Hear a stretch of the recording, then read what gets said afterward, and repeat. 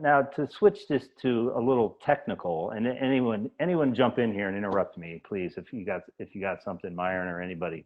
Many times people ask me, young filmmakers ask me, especially in the digital age now, what's the trick to lighting a Caucasian skin versus a dark skin? And you know, there's a lot of I see a lot. I do a little teaching, not a lot, but a little bit of teaching. And since the advent of the digital age, I think the problem in a way has gotten worse. Like back in the film days, you had to light. So it was easier, you just dealt with the lighting and the reflections on the skin. It's because you had to, with the advent of the digital takeover, all of a sudden the sensor is more sensitive to light than our human eyes are. I'm seeing a lot of young cinematographers that just let the Alexa or the Red or the Venice kind of do the lighting. And there's people standing in dark shadows, you know what I mean? And things like that. And when I teach, I'm always like, listen, get out there and light and just make a mark on it. Decide where the light's coming from and just make decisions. You know what I mean? Make decisions when you do the tech scout. You know what I mean? You might be wrong when you get there, but at least make some decisions. I think it's important that everybody pays attention to this issue, because I remember we were working on True Blood. I think you might have been there, Bola. And Peter, it was a season where Peter Menza was in and out, and he's a very dark-skinned man. And he was sitting around this great big table, and we were lighting the room, and we got the base fill in there. And again, this was on 35 millimeter film, so you did have to kind of light it up. And I saw Peter sitting there, just looking around. You know what I mean? He's looking up in the green beds because this man has got some experience. He's done this 100 times, and he was just kind of. And I was, I think, DPing at the time for this, and I would see him glance at me, and he would look up in the green bed, And then, like, even before when we were doing the blocking, I went to the gaffer and I said, "Go get 2 Licos up in the green beds." Okay, and put one over there and one over there so they could get started, because then this talks about, the speed you have to work in TV.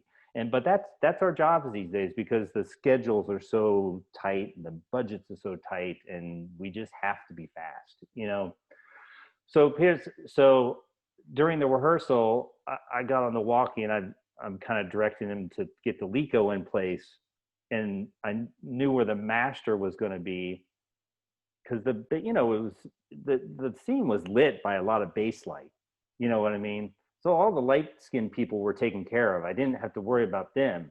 But, because of my experience of lighting on the wire, I knew Peter's going to need a little help, and all people want is a little bit of help and to be paid attention to.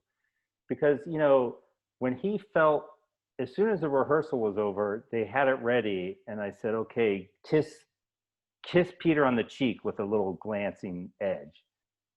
And he felt the light come on him, and he got up out of his chair, and he came over and gave me a hug. It was awesome, because he was like, "Thank you, man. Thank you. I didn't even have to say anything. Thank you." And I think that's what we need to do as filmmaker and caring people about other people. My mother always called my dad's photography human interest, because it got into the soul of the person he was photographing. And I think this topic is just about being human. You know what I mean? Just like having compassion. It doesn't, and everyone's kind of stop talking about it and just do it. Well, I think what you were saying about, because I do know those conversations, I remember the conversations on set where, like, from the AD department, we would understand that there would be more time if usually the number was 40. If there's a woman over 40, just be aware of the care that's going to be there for her, the light that's going to it's going to be some other lights. And they never really, that's not really seen as a negative or a positive. It's just something that is, right? This is just a fact of taking care of an actress. Yeah. I never understood why that care wasn't also given to Black actors. Well, it's just well, sort of like, oh, it's just like, oh, well, here we go. I for my mermaid movie, actually, it was sort of, well, not specifically for the mermaid actor, but I've had a DP sort of like talk about having a light skin actor and a dark skin actor in the same frame, and they would just get really pissy. You know, they'd just be like, well, you know, I have this dark skinned woman and this light skinned man in the same screen, and then they start hemming and hawing, and oh, I have to work hard. Like, it just was like, I don't want to feel bad for just existing, basically. Like, that should not be an issue. And not to interrupt you, the crazy thing is that's just ignorance. Yeah. You know, because you're not gonna hem and haw about like having to bring in the like 12 by muslin to light the over 40 actors. You know what I mean? Exactly. You know, and so why is it different, and why is it looked at as different? That's the thing that I want people to think about. Myron, what kind of things can we suggest to people who are watching this to make it easier for them to not be so afraid of lighting Black skin? Practice. Get out there, find some people, and start lighting them. See the results that you get from it. Don't be intimidated when you get on set and you have a Caucasian actor in a black suit and a Black actor in a white suit. That's the ultimate, you know, fear of every cinematographer, that you're going to have to be able to blend these two things that are the opposite extremes. Now, luckily, over the years, the technology's gotten a lot better, where we're able to have more latitude within the cameras, so we're able to cover a bigger spectrum.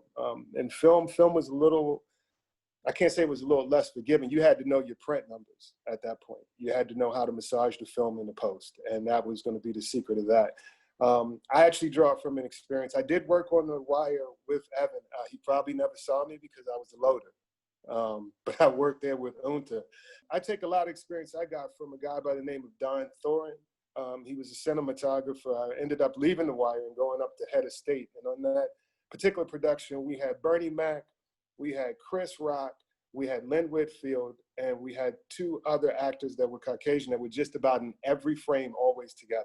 So we went from extreme, what I'm going to call blue-black, to Lynn Whitfield, which is like butter skin with a little bit of rouge put in there. And so we had a full spectrum of colors on that set at all times. And I watched Don light. And one of the things I noticed as a cinematographer is first thing in the morning, Don would always be sitting in his chair with a cup of coffee, and the room would be pitch black.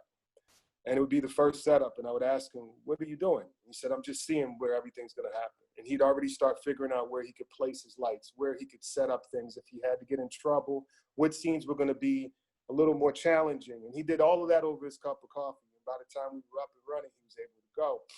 One of the things that I stole from Don Thorin, and it led me into something later on, was Lynn Whitfield. Lynn's complexion, just in case anybody doesn't know, she'd probably be the complexion of Beyonce.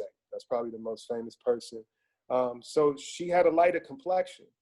And what Don did is Don had a violet gel that he put on a little light, just a 300 or a little pepper, and he would sit it out the way. And he would always let Lynn Whitfield know, there's your light. And I sat there and I was like, what is this thing doing? It's hardly hitting her. It's not really working with her. And it was twofold. One was letting her know that I see you. I appreciate you and I'm doing something for you. The second thing was, if you looked at her colors, her undertone, and I think that's something that African Americans, I think that's what Evans enjoys about lighting African Americans, is the undertone of Lynn's skin was actually red. And when he put a little violet on it, he brought out some complexity to that skin that made it richer and made it more robust. And so when the camera went to lap it up, it was like, oh man, I got to get a lot of Lynn. And so Lynn stood out a little bit. So that was one of the tricks. Later in life, I have a degree in prosthetics, and I used to do custom silicone skins. And so when I would go in and I would start to color match each one of my patients. And what I mean by that is literally spraying on layers of color to get their skin tones into the silicone. The first thing I used to do, and this is unknowingly, I didn't know any better. I just would go up to my patient and I would turn their wrist over and I press the wrist. And normally a couple colors come up, especially on Caucasian folks. You can see all kinds of colors, rainbows, everything. So when I would press down on the wrist, I would look for the first color. And the color that came up first would be my first undercoat layer. And then I would look again, I come back and get another. And I would do that until I got all the stages of colors that were underneath the surface.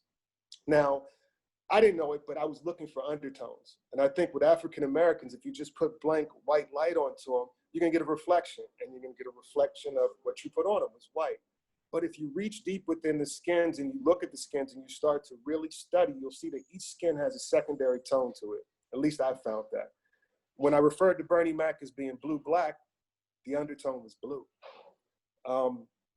Lynn was red. Me, I have red tones, but I also have a pecan tan base. So it's not as easy to just have one answer. And I think that's one of the frustrations that a lot of the, that Bola was saying that she was running into with different DPs is that there's no cliff notes. The cliff notes only get you into the conversation, but you got to perform. And so you have to go that extra yard to figure out what the undertones are. Now, there's some blanket things that I've found that universal amongst people when lighting African Americans, and that's a large source. Because there's going to be a high intensity of light, you don't want it to look like a spotlight. You have to separate it. You have to control the light. A lot of times you're going to have to use dividers. You're going to have to use screens. You're going to have to use halves. You're going to have to use scrims. You're going to have to come up with a methodology on how you're going to get to the place you want to be. There are a million pathways to get there. Now, within the nuance of the relationship of a director and a DP having that conversation, that is something that's highly personable. You got to feel them out. If they're sensitive to getting critique about specifics, then speak in generalizations and move them into that direction. You got to deal with them like a man that won't ask for directions. Can't tell them which way to go, but you can surely steer them in that direction, and you can finally get them there. So I think it's just about the nuances in the relationships that you have and trying to get that over. I hope I helped out Bola. That's exactly it. It's exactly it, because you know, you never want to, you always want to acknowledge that you believe in their talent, you believe in their artistry, but also there might be some blind spots that they might not see because they're not used to working with different skin tones. As you were saying, I love the skin, what did you call it, like pressing into the skin to find the different undertones and layers. The undertones, yeah. Yeah, I've actually heard that in photography too, but I hadn't heard it the way you did. I've heard, like, if you look into people's wrists, you can see whether or not their veins read more blue or more green, and that sometimes will tell you if it's a blue undertone or a red undertone. With any skin color, actually, you could do that, which I thought was very interesting, because I do run kind of red, so I tend to lean towards more. And actually, this is something for women we can use as our advantage. This is how we pick makeup, basically. Exactly. There you go. That's what's up. How we pick makeup. That's what we're doing. Yeah, well, since you're bringing up makeup, that's something that I like to test beforehand, is different kinds of reflections in my makeup, and that's going to be reflecting off of the skin as well. That brings up another note. I looked up some stuff and did some research, and Ernest Dickerson, who was Spike Lee's DP, he would always request that they put moisturizer on folks' skin. And basically, we as Black folks know, ashiness is the epitome of washing up and staying clean. So lotion's needed. We have dry skin. So that also adds a reflective layer, as well as I've worked with DPs that have worked with people who have been Caucasian. And in particular, this experience, I won't say the DP's name, but they had a Caucasian actress who some days would show up and be more tan or orange than she was on other days. And they were shooting a TV series. And the way he combated that was not to go to the actress. He went to the makeup. And he said, look, when she comes in and she's this shade, we need to have something to bring her back to this. And when she comes in and she's not there, we need something to bring her up. And we just need to be able to have a conversation between the two of us that we figure out what complexion we're dealing with on that day. Because speaking to the actress themselves, they're doing this to improve themselves. And so you don't want to start to chip away at the confidence, letting them know they're not coming across as they assume themselves to be. And so makeup is critical. I'm glad to hear you bring up the moisturizer bit, because when people say reflective makeup, I think they think it's like special, expensive, basically. It's like quote unquote expensive makeup. And it's really not. It's just paying attention to the pigmentation of the base of the makeup that it is. But also I've realized, like, even just putting on my own makeup, there are setting sprays that you can use that actually create a dewy surface on your skin. And actually, like, you can kind of see it on my skin a little bit, like how the light of my computer, this is just my computer hitting my face on these blue spots here, that is simply it catching on to my setting spray. So those are ways that you can easily give your darker skinned actors on screen a little more love, and have you bring out the highlights in their skin so that they don't disappear. Because especially for me, like, I might be the darkest complexion person here. So I am very aware of that. You know, anytime I take a picture, I'm always like, you gotta be kind, like, I gotta be in the light, y'all. I need that light. Yeah.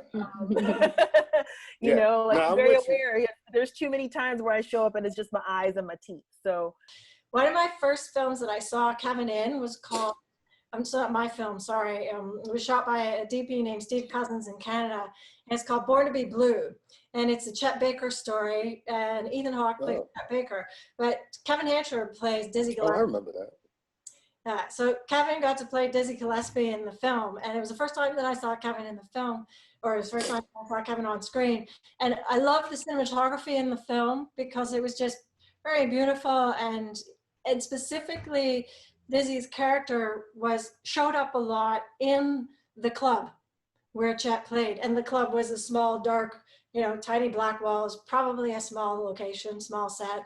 And there were a lot of black actors playing jazz musicians of the day, playing those jazz musicians of the day, and so a lot of one of the only lights that they really used that you could see in the shot on screen when Chet was on screen was this just beautiful blue spotlight kind of behind him. Obviously, there were other lights around.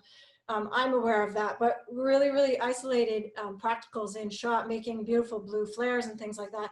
So the skin tones that were darker in those scenes of those jazz musician characters were tended to be in the blue blacks of the range on screen for that film.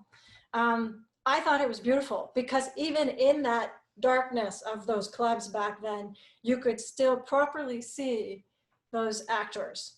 And so, Kevin, if you could elaborate maybe on that experience or similar experiences being in front of the camera and having yourself acknowledged that way. I can speak to Steve. Steve is an artist, right? Like, Steve is a consummate artist as a DP. And he's open to conversation, he's open to criticism, and he's open to suggestion. And that's all one can ever really ask for, right? That we're artists, that we're just collabing and we're just able to bash ideas around. You say, I'll take a little bit from you, I'll take a little bit from you, and I'll take a little less from you, but there's value in what you have to say. Do you know what I mean? And Steve is the kind of dude that I'll walk through fire to work with him again, because he is that guy. And he's a white guy who'll say, I don't know everything about you and about your skin tone, but I'm willing to try and figure it out, and let's get there together, right? And we need a little bit more of that. And I think, I don't know whether it was Evans or Myron who was talking about the fact that in film and television, time is money, right? And people are trying to pay bills and whatnot. And a lot of white DPs and a lot of white people are concerned about this movement, and they want to protect their own, and they're not willing to change as a result of it. So as I'm listening to everybody talk about what's going on and say, these are the things that need to be done and this care needs to be done, how do we get these people to understand that by acknowledging that they don't know everything is not, it's not them being turfed out of the party, but it's actually an invitation to move forward in the direction that we need to move, right? You don't have to shut the door and say, well, yeah, black people, white people, black suit, white suit, doesn't matter. It's about, okay, I don't know this. I don't know what it's about. I don't know about the blue undertone. I don't know about the hue of red underneath. I'm an actor. I don't know anything about cinematography, but I've learned a ton just sitting here with you guys and listening about it right now, that I can at least bring to my conversations as an actor and say, because I'm pressing my wrist as Myron's talking, going, oh, what's my wrist saying right now? You know what I mean? And I can at least bring that to my next thing and say, well, guys, can you pay attention to, as opposed to just saying, is there something you can do? That was my language before this, because I watched the last episode and I felt like, you know, I didn't have the vocabulary for it. But if I can at least say, you know, I feel like, you know, this is my undertone. Let's talk about it. Let's figure it out, and at least have that conversation and hope that that DP, that cinematographer, that director is amenable to that conversation. We worked on a series called Rogue that you know was a great experience, but it was very much the same thing, where he always shows up in his blue jumpsuit every day for work, and he just chops it up. But the images are fantastic. So I just hope that people have a little bit more of Steve moving forward, because there's nothing wrong with saying I'm wrong. There's nothing wrong with saying I don't know everything, because it's not brain surgery, right? Like, no one dies when we screw up. There's no one dies when we take a step forward, but we can enhance the images and enhance you know, the storytelling that we're bringing to the screen. I think you know, 20 years ago, I started studying Buddhism, and it helped me a tremendous amount in this business because it got my ego in check. You know what I mean? The one thing I learned early on about lighting is that it's kind of like Kung Fu. Never think you're good at it or a master, because as soon as you do, it will turn around and kick you in the ass.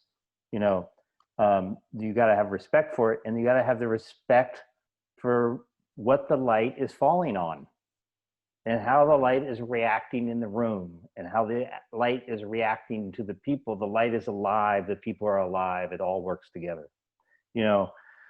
And I just wanted to back up a little bit. Bola asked a question that I think was interesting as a director. So if you're working with a cinematographer, but that might not be so aware or seeing the way they should be seen, he said, I think he said something, Bola, like, maybe we can put a little highlight in here. You know what I mean?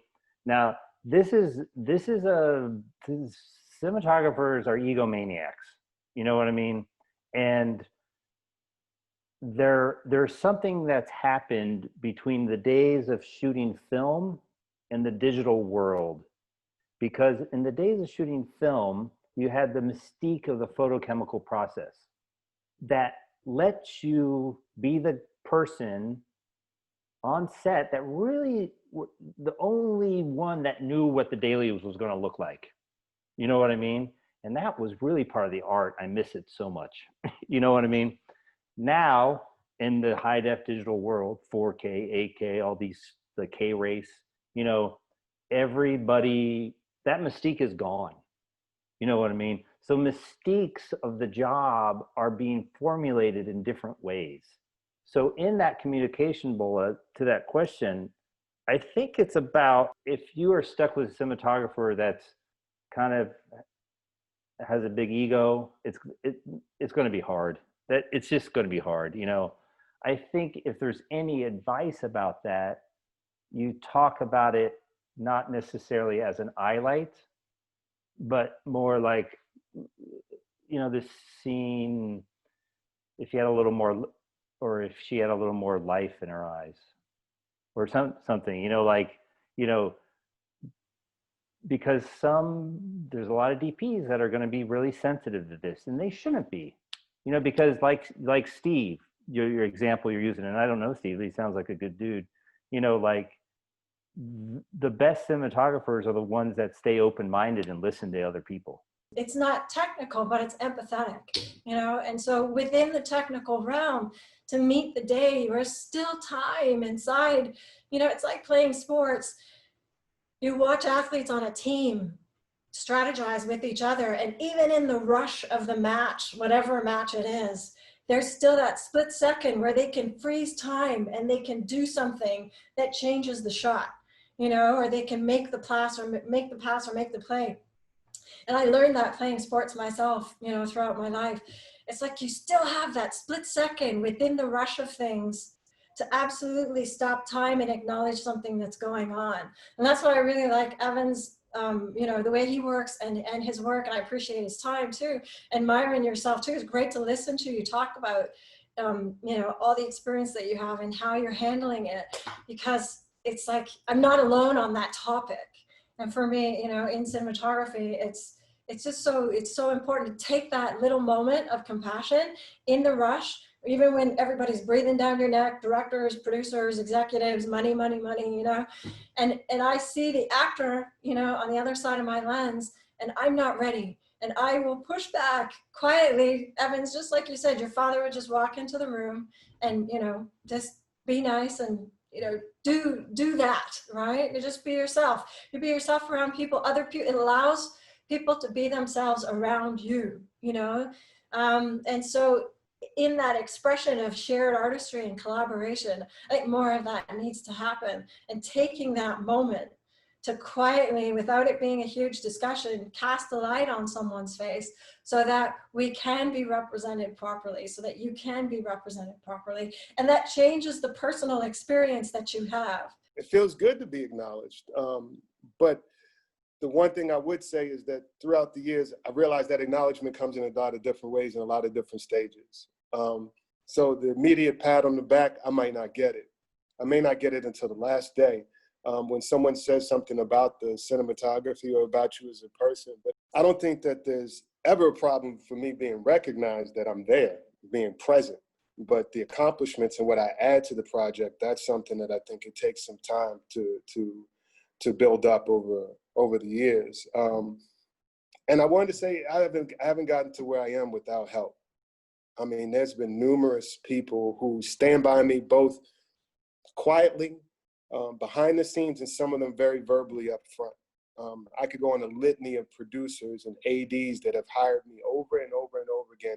And it hasn't been because it's been requested by anyone else. It's been their own personal choices to have included me on those sets and made sure that I was there to represent, and so that other people could see that there's a possibility of reaching these stages. The main focus and the main reason I got into this industry was because I knew people with my image were being portrayed, and I wanted to have some control and some say about it. I wanted to be able to see myself on the screen in a different image and love it. You know, I look at movies like The Last Black Man in San Francisco, which is an artsy movie, but it's beautiful. And I see images of myself within 5 or 6 different characters. And that's what I always wanted. I wanted to be able to look into a movie and see the complexities within a character and realize those same complexities exist within me. And then I can go out and explore them as well.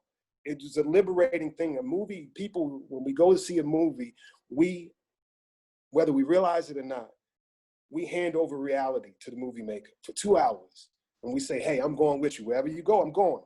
So don't take me nowhere that we can't get back because I'm going to want my money back. So we're willingly going on a trip, a voyage. We're willing to dream with another person. And so that's what I wanted. I wanted to have somebody who was going to support my willingness to dream and then respect it by making it worth my time. At the end of the day, if I see that on screen, then I know I've won. I know we're out there. There's more than just one image of me. So we can be more than one thing in other people's eyes. And I think in the bigger picture, in the deep dive of it all, that's what helps people view us differently. They see the same monolithic, like we talked about before, typical Black Mandingo feature being portrayed in the same ways over and over again. It even goes as deep as it'll fool us. We got people in our culture running after images that they seen portrayed over and over and over again, that they think that that is ultimately the projection of their life. And I think that's what we have to stop. And that's one of the things that I'm encouraged that we're doing. I see so many, we made it to the future. We in Wakanda, y'all. We got Wakanda now. We ain't never had superheroes to go. My niece and nephew, I was so elated just for them to have it because I didn't. I said, dang, all I had was Star Trek, and that dude was blind, and the other one had a big old mask on his head. And when the one time that the guy decided he wanted to kiss the Black woman, it went all over. I was like, oh man, I ain't got nothing. But Wakanda, I had like 6, 7 tribes. I could pick a tribe for me. You know how liberating that is? I'm serious. Like I could look on screen and say, I don't know where I came from Africa, but I see a dude over there. He look a little bit like my Uncle Rufus. I bet you that's my tribe. I'm gonna claim that tribe. I think a lot of people look at movies and we look at them, we say, hey, this is $20 I'm gonna spend and hopefully it's worth my time, but there's more. It impacts people in different ways because people take to heart. I'm gonna stop and get off my soapbox with one last thing I heard the other day. They were talking about advertisement and they said that a commercial If you see it once, you'll remember parts of that commercial for 30 days. Generally, that's 30 seconds. We're talking about 2 hours of your time. So imagine the impact that these movies could have on your life. So we need to be serious about it. We need to be about our business. We're all listening to the gospel of Myron, and it's good. I like this church. Why did my parents take me to this church? Anyway, since I'm talking, I'll go ahead and do the next thing. Yeah, I mean, it feels good when people take what you're seeing and it's no longer like when, as a director, as a filmmaker, when I get to put something on screen and it resonates with people, not just of people of color, but people of different races. That's really the like ultimate, because then they understand you don't have to be, you know, Eurocentric to really empathize or feel the same way or understand what somebody's going through, because at the end of the day, we're all human. We all have the same emotions. The movie is good, right? At the end of the day, the movie just has to be good. That's what you're asking for. You want us to have a journey. There needs to be a journey that this person goes through that is relatable to people. It does not matter what the race is. I can very much, you know, relate to someone who's disabled who has an arc in their story. I can very much relate to someone who's Muslim and has an arc through their story. It's not, at the end of the day, it's not about their makeup. It's about the journeys, the challenges that they go through that I find very similar to what I go through. You know, I had a film, Are We Good Parents? It's a white husband and a white father and a black mother who have a mixed race kid, and what they're talking about is so, I had so many parents come up to me and kids come up to me and talk about how meaningful it was. And it never was about the makeup of the family. It was about the story. And that's why stories are so powerful. And I'm glad Myron put it into the frame of that. Even just 30 seconds can have a huge impact on a person. And, you know, that's why I really love what we do for a living, because the more we get to put on screen what we haven't seen on screen, the more we can do what Evans was talking about and start to, even if the parents aren't educating their kids, maybe we can. And we can do it with our cameras. We can do it with what we're putting on screen and show them that we're just like them. And at the end of the day, that's all we want to do. That's what's going to create the acknowledgement. That's what's going to create empathy, regardless of what people's races are. I know that when I went to an arts high school, I was like Leroy in Fame, you know, and I was like one of the few black kids at that school. Then I went to theater school, and although there were a few black kids in my theater school class, in my class when we started, I was the only black kid to graduate from theater school.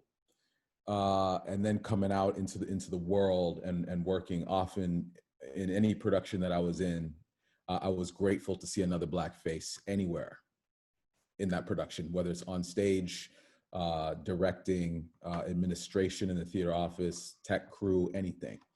And it's been that way for years. I can go on and on and on. You know, I've been blessed to work in series work, and more often than not, this is it. Do you know what I mean? And so I've learned to find a way to fit in. That's been my job, is to fit in. Find a way to fit into that story, find a way to fit into that world, find a way to fit into those rooms. And Myron talked about it quite beautifully at the beginning about being in those rooms and figuring out how they work before you're able to actually inject yourself and put your foot down and make a change, right? Now at this point, I've been in the rooms, I've seen how they work, and I'm kind of done with it. I'm kind of done with it. And I'm ready to plant my foot in the soil and make a mark.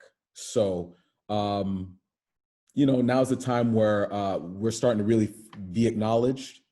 Now's the time where we can make a difference. And I feel good when I'm actually acknowledged, when my showrunner actually, you know, writes me an email unprompted and says, hey, this is what we're thinking. What do you think about this? In light of recent events, or in light of you just being who you are, what's your input? Whereas before, it had to be me to step up and say, have you guys really thought about this? Have you really thought about the portrayal of the fact that in the last 6 episodes, these characters, every black day player that's come on this show has been the thug, has been the this, has been the that. and perpetuating stereotypes. Now they're coming to say, you know, we were thinking about doing this. What do you think? And I say, yes or no.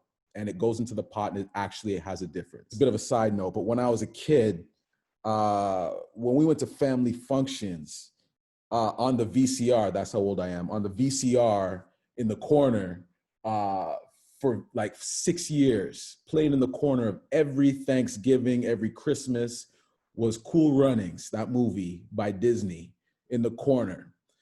And God bless that movie.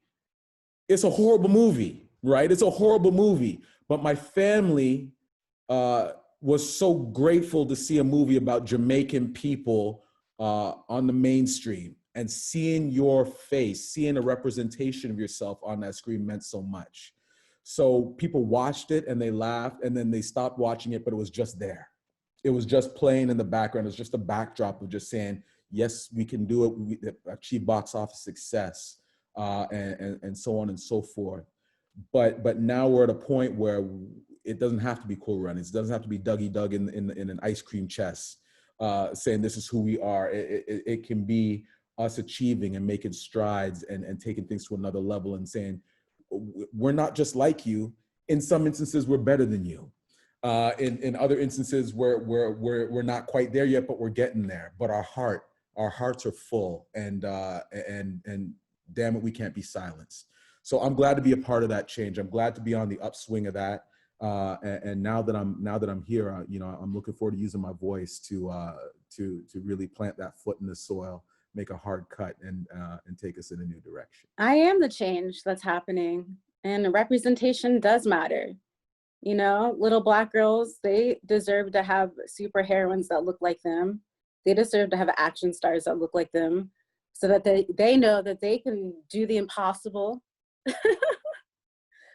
And you know what? Like, discrimination's not cool. You know, everyone matters. And it's time to rise up and include everyone in what's happening, because we've been silenced. And, you know, for the first time, I'm finally starting to find my voice, you know, to create these images for our people. So I'm grateful to be invited into this talk. I know I'm upcoming and I have so much to offer this world. I want to leave people moved, touched, and inspired. I want to make things for Black women, and yeah, be the change. I want to thank each and every one of you to being so heartfelt and sharing stories, and it's important. We hope our viewership, you know, will push these segments out there, and if we can just touch a few hearts and souls to help with this change, I think that's everyone making those little bit of efforts is going to make a difference. I second that. You know, thank you so much, everybody, for coming out and first of all making the time, and being present and being vulnerable, and helping us to build empathy through discussion, through, you know, and I understand sometimes you're tired of talking about it, you know, and I certainly have done a lot of advocacy work throughout my career, and honestly, sometimes I get tired of talking about being a woman in camera, you know, but I would still, you know, find the strength somewhere to talk about it. So thank you so much for that, because I know what it's like on another level, on a different place, but I can empathize to some degree. And I just am so grateful. You know, this has been so beautiful. Thank you. I feel like there's like a group, you know, put your hands in and go moment sort of a thing. Like, Let's do it. Put your hands in. and be the change. Be the change. This is where it's happening right here, right now.